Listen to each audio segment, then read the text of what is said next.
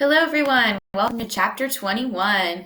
It's so good to have all my subscribers today. I'm really looking forward to delving into this next chapter of Campbell. Chapter 21 is about the evolution of populations, and we're going to start with section 21.1. As a reminder, we've talked about this in chapter 19, but one common misconception is that organisms themselves can evolve during their lifetime. That is actually not true. So natural selection does happen for individuals, but only populations evolve. So for example, we can talk about the ground finches on Daphne Major Island. When there was a drought, larger beaked birds were selected for because they were able to crack the seeds of the plants that were still alive, and the smaller beaked birds were not. So there's a large beaked bird, you can see he's cracking the seed. And over the time where the drought was taking place, we see the population evolve to have a larger average beak depth, even only in 2 years. That is because finches with smaller beaks were less likely to survive the drought, but it's the population that evolved, not the individual members. Microevolution is what we're going to start with looking at, but there's a lot of different angles to look at evolution. So micro is the smallest way we can look at evolution, and that's examining the allele frequencies in a population. So there's three main things that are going to allow the allele frequencies in the population to change. The first being natural selection, the second genetic drift, and the third is gene flow. And we'll talk about those in 21.3. Only natural selection consistently occurring can cause evolution to occur where adaptations that are useful become more common. So in 21.1, we're focused on genetic variation. What does that mean? This is variation in heritable traits.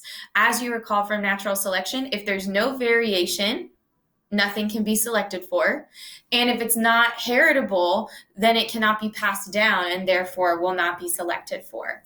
So Mendel's work with the pea plants kind of helped us start to understand how traits are inherited through genes. Remember, when Darwin came up with his theory, he didn't really know how to explain heritable traits. He just knew that they existed.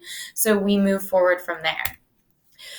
Phenotypic variation in the physical presentation of an organism, often reflects genotypic or genetic variation at the gene level. This is, as we know, caused by differences in genes, which would mean their DNA sequences.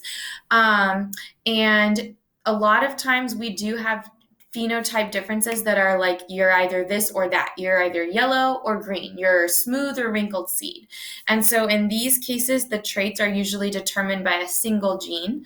But we've also learned about how there's many phenotypes that are a result of the relationship and influence of many different genes. For example, skin color or height is a result of many different genes interacting together. So you can't just have like a tall or a short person. There's a lot of variation that happens because there's many different genes.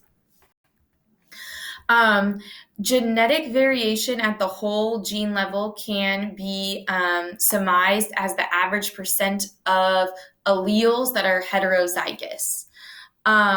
And then we could measure genetic variation at the level of DNA. We can also see some differences in the different introns of an organism that are present versus exons. So we talked about how we have alternative splicing in eukaryotes where we could take out different introns depending on what type of result we wanted to have in terms of the proteins that are produced. But the coding regions, those are pretty consistent. So it's really the non-coding regions, the introns, where we see differences. The phenotype of an organism is the result of both their genotype and factors influencing them from the environment. So natural selection really can only act on phenotypes that are influenced by the genes. So this is kind of like the nature versus nurture.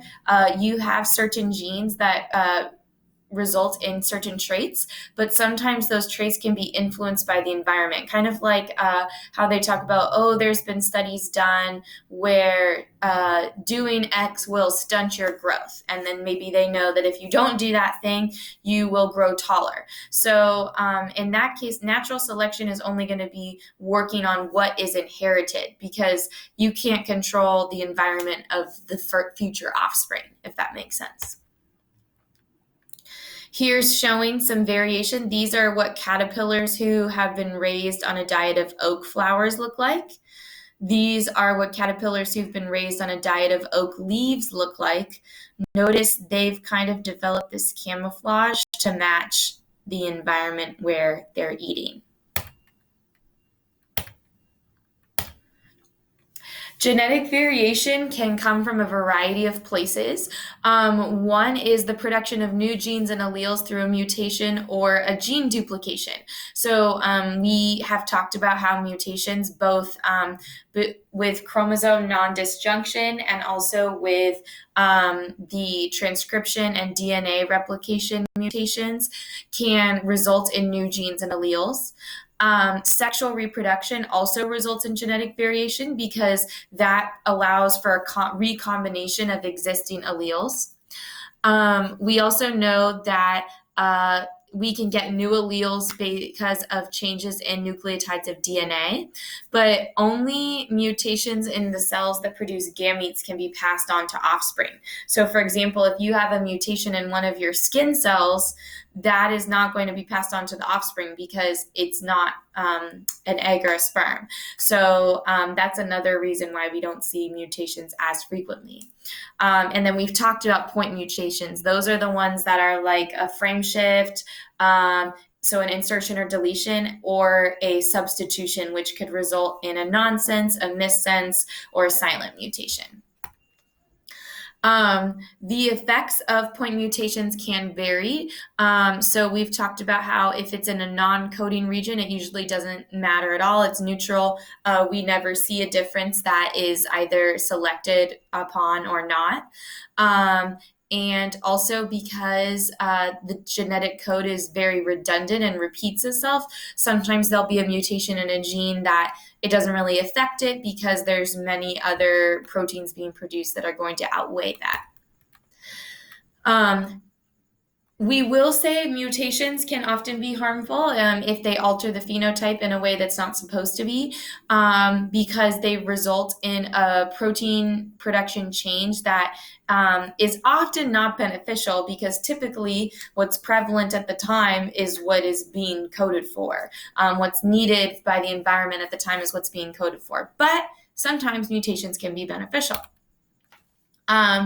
Also, another way we can get genetic variation is by having chromosome mutations that delete or disrupt or rearrange the chromosome. So we talked about this back in the mitosis chapter, where we were learning about how the chromosomes can kind of switch pieces, or maybe don't properly separate, or they could be inverted or translocated, things like that.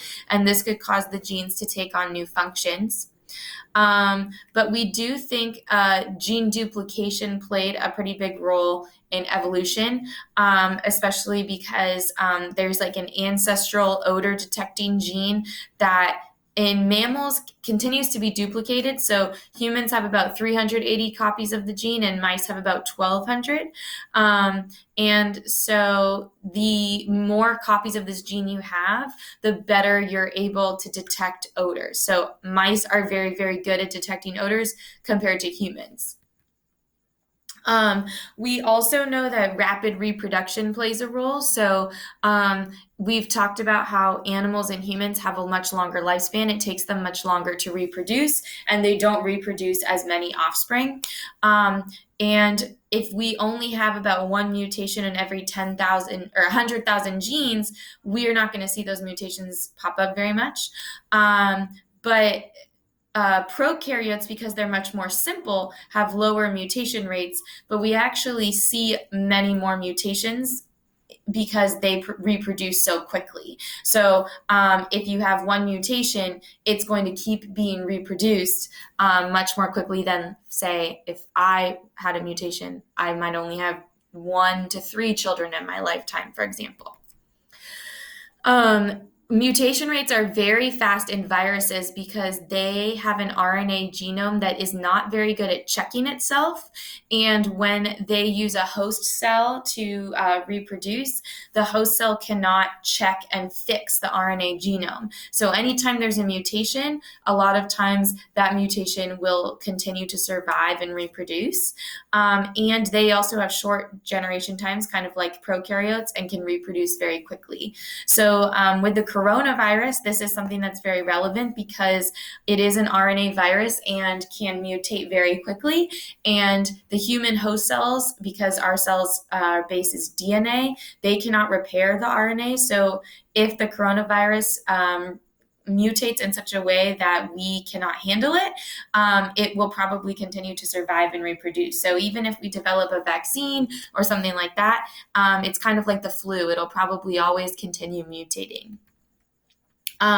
Organisms that reproduce by asexual reproduction also contribute to genetic variation because we know in meiosis there's that crossing over. We know that any sperm can fertilize any egg, and we know that because the chromosomes independently assort, meaning they get in their own places, we can shuffle alleles throughout.